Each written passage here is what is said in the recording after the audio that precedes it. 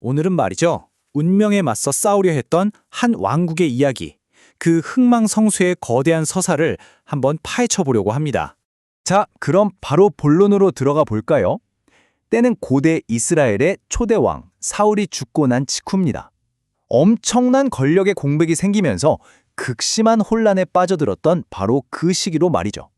이 권력의 공백이 말이죠. 결국 한 나라를 두 쪽으로 쪼개버리는 기나긴 내전으로 이어지게 되는데요. 오늘 우리가 살펴볼 이야기는 바로 성경 사무엘하 3장에 기록된 내용입니다. 자, 왕국이 딱 둘로 나뉘게 됩니다. 한쪽엔 누가 있냐? 바로 신의 선택을 받은 유다 지파의 왕 다윗이 있죠. 그의 세력은 하루가 다르게 강해지고 있었어요. 그리고 그 반대편에는 사울의 아들 이스보셋이 있었습니다. 사실 그는 강력한 군 사령관이었던 아브넬이 내세운 허수아비 왕에 가까웠죠. 그의 정통성이라고는 왕의 아들이라는 혈통뿐이었는데 잠시 후에 보시겠지만 그 기반이라는 게 정말 믿을 수 없을 정도로 약했습니다. 아니 근데 왜 사울의 가문은 시작부터 이렇게 위태로웠을까요? 그 이유를 제대로 알려면요. 이 모든 사건들보다 훨씬 더 오래전으로 아주 오래된 한 예언으로 거슬러 올라가 봐야 합니다. 바로 이 구절. 이게 우리 이야기의 핵심, 정말 중요한 열쇠입니다.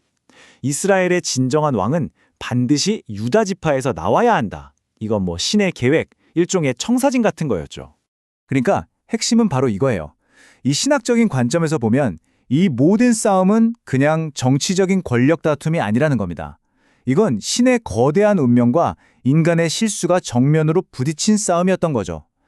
베냐민 지파 출신인 사울 왕은 말하자면 백성들이 한 잘못된 선택이었고, 그래서 그의 왕가 자체는 애초에 정통성이 없었다. 이겁니다. 자, 그럼 이제 사울의 가문 쪽으로 한번 시선을 돌려볼까요? 이 불안한 토대가 어떻게 속에서부터 와르르 무너지기 시작하는지 한번 같이 보시죠. 이시보셋의 왕자 뒤에서 실질적인 권력을 휘두르던 사람은 바로 그의 장군 아브넬이었습니다. 근데 이 둘의 관계, 이게 무슨 숭고한 동맹 같은 게 아니었어요. 자료에서는 이걸 서로의 탐욕과 정치적인 야망으로 뭉친 잘못된 야합이라고까지 표현합니다. 그리고 이 모든 붕괴는 정말 딱 한 번의 말다툼에서 시작됩니다. 첫째, 이스보셋이 아브넬을 의심하며 비난하죠. 둘째, 모욕감을 느낀 아브넬이 불같이 화를 냅니다. 셋째, 이 나라 그냥 다윗한테 다 줘버리겠다고 폭탄 선언을 하죠. 마지막으로 이스보셋은 너무 무서워서 한마디도 못하고 입을 닫아버립니다. 바로 이 단 한 번의 충돌로 사울 가문의 운명이 결정나버린 겁니다. 그리고 아브넬, 말만 한 게 아니었습니다. 그는 바로 자기 위협을 실행에 옮기기 시작해요. 오랜 숙적이었던 다윗에게 사람을 보내서 비밀 협상을 시작한 거죠. 다윗은 이 제안을 받아들이는데 딱 한 가지 조건을 겁니다. 내 아내 사울의 딸 미갈을 데려오시오. 근데 이게 단순히 옛 아내를 되찾고 싶은 마음 때문만은 아니었어요. 첫 아내를 되찾는다는 건 자신이 사울의 정당한 후계자라는 걸 만천하에 공표하는 진짜 기가 막히게 영리한 정치적인 수였던 거죠. 자, 이 타임라인을 한번 보세요. 평화협정이 얼마나 순식간에 피로 얼럭지는지를 정말 잘 보여줍니다. 아브넬과 다윗이 만나서 협정을 맺어요. 모든 게 잘 풀리는 것 같았죠. 하지만 바로 그 순간 다윗의 장군 요압이 돌아와서 이 소식을 듣게 됩니다. 그리고 그는 완전히 격분해서 아브넬을 다시 불러들인 다음에 결국 성문에서 그를 암살해버리고 맙니다. 그럼 요압은 대체 왜 그랬을까요? 동기는 크게 두 가지였습니다. 첫째는 개인적인 복수심. 아브넬이 예전 전투에서 자기 동생 아사헬을 죽였거든요. 둘째는 정치적인 질투심이었죠. 이스라엘 최고의 장군이었던 아브넬은 통일 왕국에서 자신의 자리를 위협할 가장 강력한 경쟁자였으니까요. 그리고 자료에서는 분명히 말합니다. 이건 정당방위가 아니라 계획된 냉혹한 살인이었다고요. 상황이 정말 심각해졌죠. 다윗의 최고 사령관이 평화협상을 하러 온 상대를 죽여버린 거잖아요. 이건 다윗을 최악의 정치적인 재앙으로 몰아넣을 수 있는, 어쩌면 또 다른 내전의 불씨가 될 수도 있는 정말 절체절명의 위기였습니다. 하지만 다윗의 대처는 정말 신속하고 단호했습니다.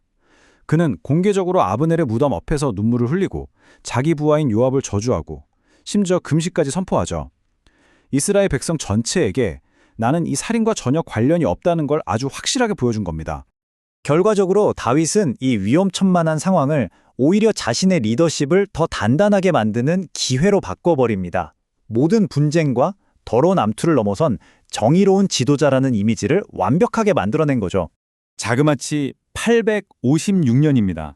이게 무슨 시간이냐면요. 창세기에서 유다 지파를 통해 왕이 나올 거라는 예언이 선포되고 나서 마침내 다윗이 왕국을 통일하면서 그 예언이 이루어지기까지 걸린 시간이에요. 수백 년에 걸친 신의 계획이 드디어 완성되는 순간이었던 거죠. 그러니까 진짜 핵심은 이겁니다. 사울의 가문은 외부의 적 때문에 망한 게 아니었어요. 바로 내부의 부패와 탐욕 때문에 스스로 무너져 내린 거죠. 사실 이스보셋도 아브넬도 다윗이 정당한 왕이라는 걸 알고 있었습니다. 하지만 결국 그들 자신의 야망이 자기 자신은 물론이고 왕국 전체를 파멸로 이끌고 만 겁니다. 인간의 탐욕이 거대한 운명 혹은 신의 계획과 부딪혔을 때 그 끝은 과연 무엇일까요? 이 오래된 이야기가 우리에게 던지는 이 질문은 어쩌면 우리가 거스를 수 없는 거대한 역사의 흐름, 바로 운명이라는 게 정말 존재하는 건 아닐까 하는 생각을 하게 만듭니다.